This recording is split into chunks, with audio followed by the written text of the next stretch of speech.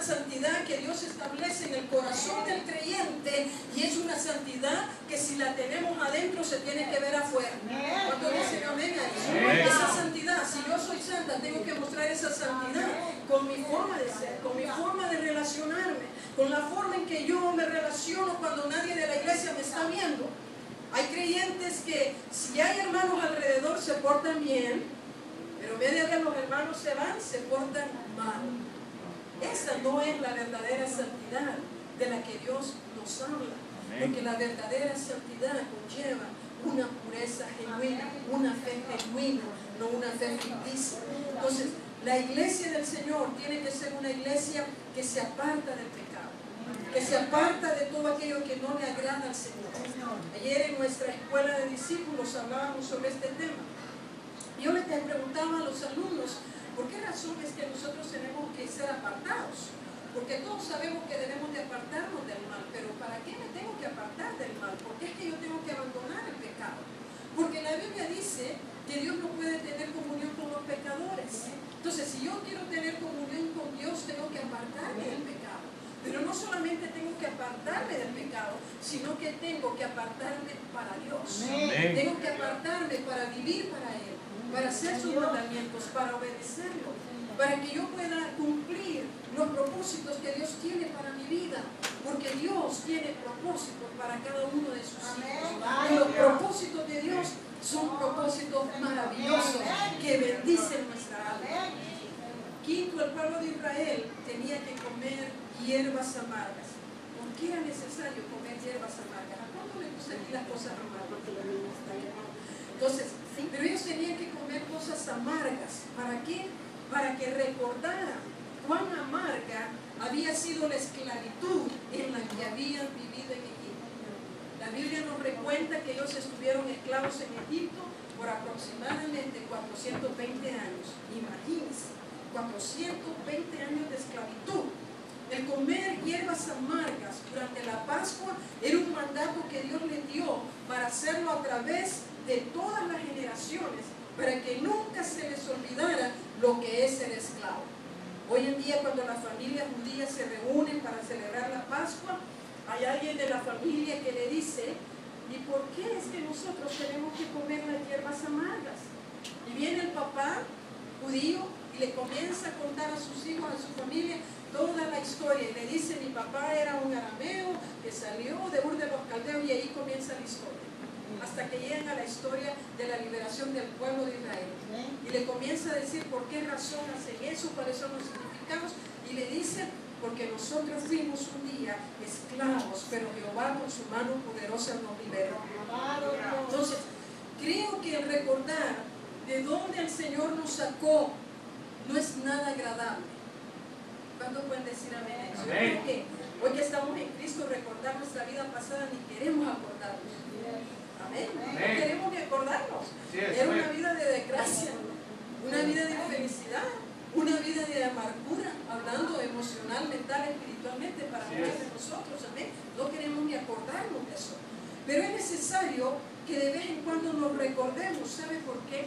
Porque al recordar eso, recordar de dónde el Señor nos sacó, eso nos ayuda a apreciar, a valorar, estimar y cuidar la tremenda salvación que Cristo nos compró en la cruz del Calvario. Las hierbas amargas también pueden representar en nuestro caminar con el Señor las dificultades, las luchas y los desafíos que tenemos que pasar en nuestro camino a esa eternidad con Cristo.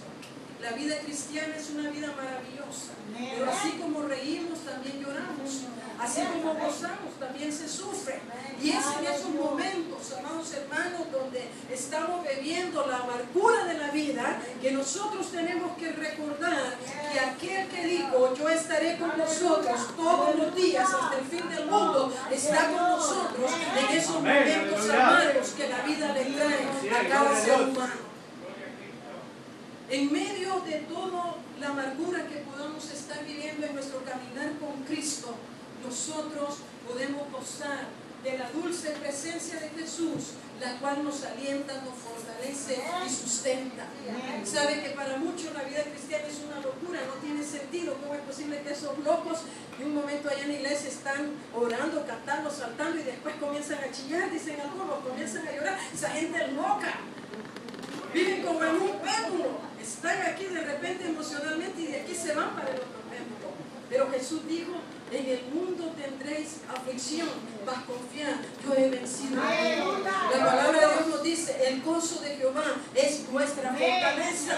Por eso, amados hermanos, en medio de las circunstancias adversas, en medio de pérdidas financieras, en medio de pérdidas familiares a través de la muerte de seres queridos, en medio de la pérdida de trabajo, en medio de la pérdida tal vez de alguna posesión que hemos adquirido en la vida, el creyente puede seguir disfrutando del gozo, porque nuestro gozo no estriba en las cosas que son terrenales, sino en las cosas eternas que permanecen para siempre.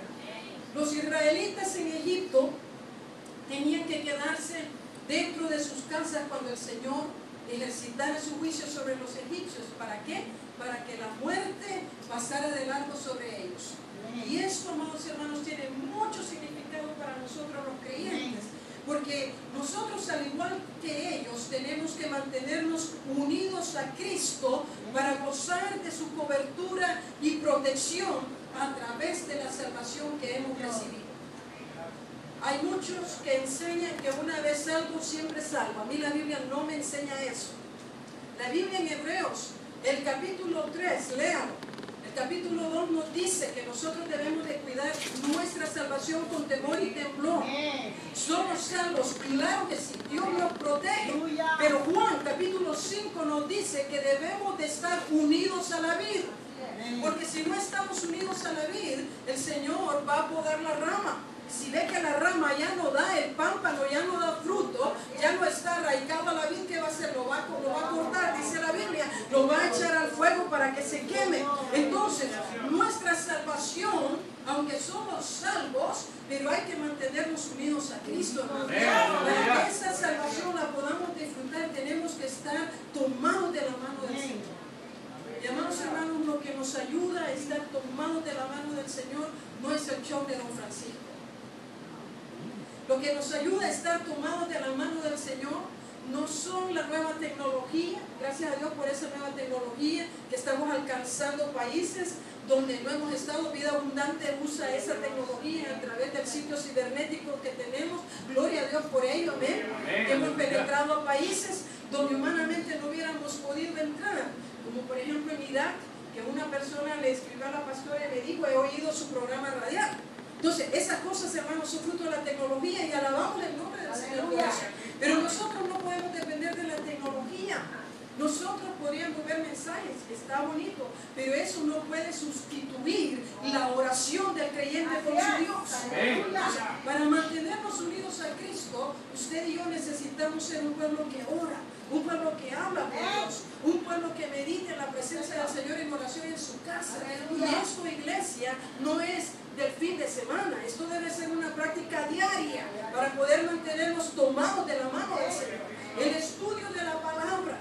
Amados hermanos, en mi corazón yo siento la urgencia de que nosotros como iglesia cimentemos aún más nuestra vida en el consejo de la palabra de Dios. Porque estamos viviendo tiempos muy difíciles, tiempos de inseguridad, tiempos donde no sabemos lo que el futuro nos depara. Pero este libro sagrado que se llama la Santa Biblia nos deja ver cuál es nuestro futuro y para dónde vamos.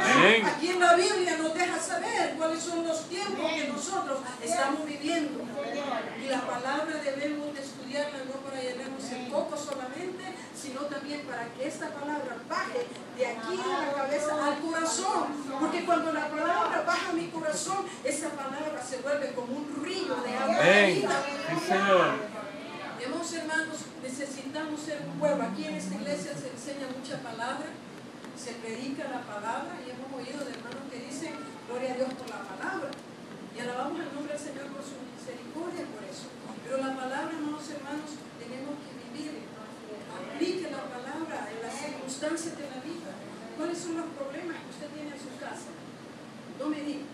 ¿Cuáles son las usted la sabe, pero esta palabra tiene el consejo apropiado. Si la estudiamos y la meditamos y le decimos, Espíritu Santo, enséñame cómo yo puedo aplicar esa palabra a este problema, usted va a ver que el Señor quita las piedras, así como estudiamos en la lección, que el Señor mandó al ángel para que quitara esa gran roca que tapaba la tumba del Señor Jesucristo. Así vamos a ver que la palabra, el Espíritu Santo la usa para quitar esas grandes rocas que no quieren que nosotros caminemos firmes en el camino del Señor. Pero necesitamos en su casa usted meditando la palabra para que se pueda mantener unido a Cristo. Necesitamos darle prioridad al congregarnos.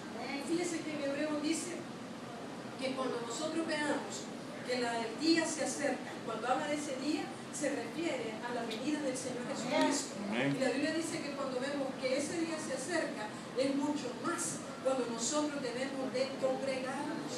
Hermanos, el congregarse le hace bien a su alma. Mire, yo muchas veces he venido arrastrada casi. No me ha visto literalmente, ¿verdad? Pero yo me he sentido así. Yo creo que nadie ha visto a la pastora subiéndose así de rastras. Pero muchas veces en el sentido figurado he venido casi así arrastrada a la iglesia. Y cuando he estado aquí, alabando, adorando al Señor, recibiendo la palabra, yo siento que esa debilidad el Señor se la lleva. Y siento que cuando salgo de aquí salgo renovada, fortalecida. Entonces, el congregarse es muy importante. No hay sustituto para el congregarse. Lo otro que nosotros necesitamos aplicar es el alabar y adorar a Dios en medio de las circunstancias diarias de nuestra vida. Jesús dijo, él hacía una pregunta en Lucas 24 y él decía, ¿será que cuando el Hijo del Hombre venga hallará fe en la tierra? ¿Será que cuando el Hijo del Hombre venga va a hallar fe en su vida, hermano y hermana? ¿Sabe que la fe es sacudida por todas las circunstancias de la vida que pasamos? Pero algo que sostiene la fe es el alabar y adorar al Señor. Y se requiere disciplina, se requiere que nosotros dominemos nuestras emociones. Dios ha dado las emociones, amados hermanos, Dios nos dio esas emociones. Las emociones tienen su lugar en el tiempo de alabanza y adoración, pero también tenemos que aprender a disciplinarlas y llevarlas, hermanos, a la cobertura de Cristo, a la cobertura del Señor, a la obediencia de Cristo. ¿Por qué? Porque no podemos dejarnos llevar por los sentimientos. Hoy usted se sintió bien, mañana se va a sentir mal. Somos seres muy volubles, pero la palabra de Dios no es así. Esta palabra permanece para siempre. Nuestro Dios no cambia, dice la Biblia. Él es eterno, Él se mantiene firme en los cielos. Su reino, su trono permanece firme para siempre y para siempre. Entonces, nuestra alabanza y adoración a Dios en nuestro diario vivir nos ayuda a fomentar nuestra fe. Séptimo, los israelitas tenían que estar listos para cuando se diera el preciso momento en que el Señor pasara dando muerte a los primogénitos egipcios, tanto de animales como de hombres. Esto nos muestra que nosotros estamos de pasada en esta tierra. ¿Cuántos somos peregrinos en esta tierra? La Biblia nos dice que estamos a la espera del regreso del Señor Jesucristo por su iglesia. Y para que seamos